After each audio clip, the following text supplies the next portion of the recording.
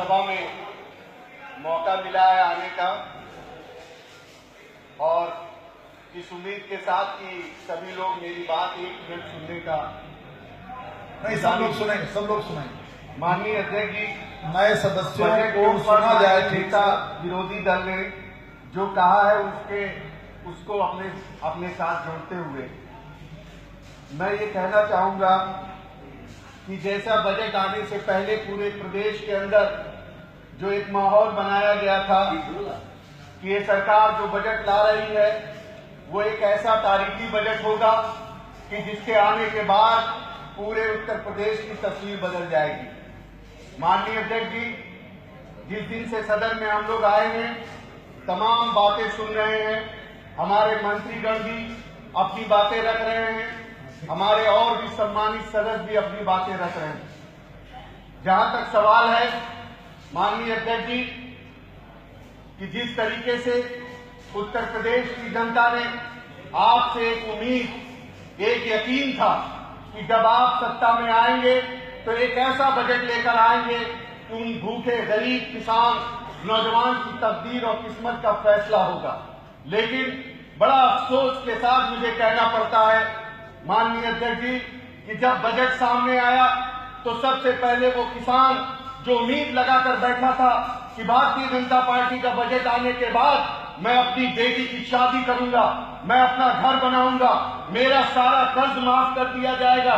लेकिन अफसोस कि सारा कर्ज माफ तो नहीं किया गया, बल्कि एक छलावे के साथ कहा गया कि आपके 1-1 लाख रुपए माफ कर दिए जाएंगे, जो कि आपके जो संकल्प पत्र था उसमें आपने ये साफ लिख दिया था कि हमारी सरकार बनने के बाद सभी लघु और सीमांत किसानों के फसली ऋण को माफ कर दिया जाएगा। माननीय अध्यक्ष जी, तमाम ऐसी बातें जो आपने अपने घोषणा पत्र में कही थी, अफसोस तो तब होता है कि यहाँ पर जो बड़े बड़े उद्योगपति हैं वो कर्ज लेते हैं तो उनको सरकारें पकड़कर जेलों में भेजने का काम नहीं करती। लेकिन अफसोस, अभी मेरे एक साथी कह रहे थे, मैं उनकी बात से सहमत हूं कि किसान सिर्फ अपना पेट नहीं पालता बल्कि पूरे प्रदेश के लोगों का पेट पालने का काम करता है।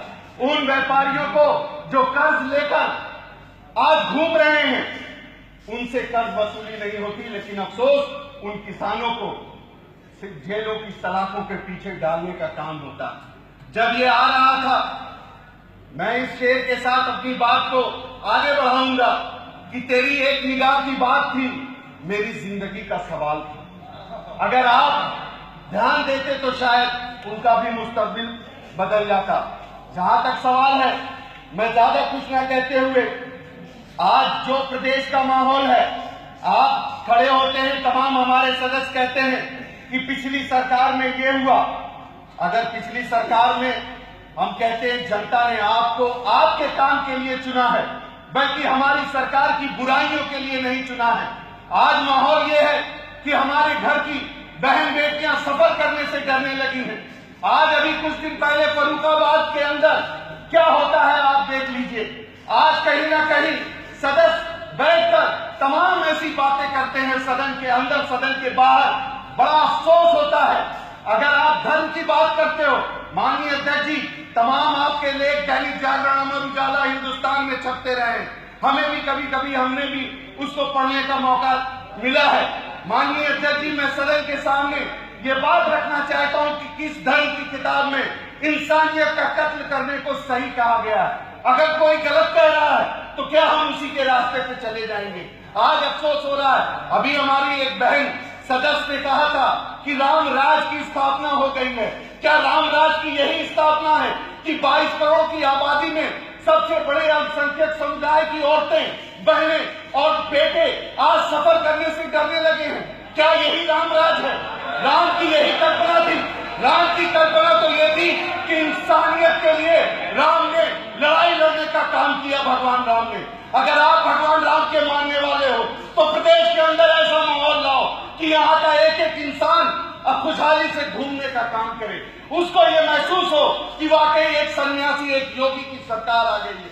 अगर आप चाहते हो माननीय अध्यक्ष जी दूसरी बात कहूंगा कि आपने कहा था कि जब हमारी सरकार आएगी तो हम पुलिस भर्तियों को बिना पक्षपात जात धर्म के हम भर्तियां करेंगे और मेरिट के आधार पे करेंगे।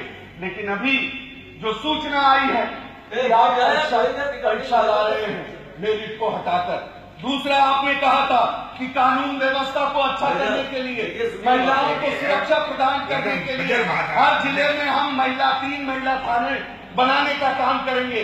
लेकिन आपके बजट में ऐसा कुछ नहीं है। साथ ही आपने कहा था कि हमारी सरकार आने पर हम नौजवानों को अच्छी शिक्षा देने के लिए, आगे बढ़ाने के लिए, वो नौजवान जो इस प्रदेश का भविष्य है, वो नौजवान जो आगे जाकर उत्तर प्रदेश का नाम रोशन करने वाले हैं, उनकी हम सहायता करेंगे, उनको हम आगे लेके जाएंगे, हम उनको टेक्नोलॉजी से जोड़ेंगे। लेकिन आपने लैपटॉप देने का वादा संकल्प पत्र में किया था, लेकिन आपने लैपटॉप देने का काम नहीं किया।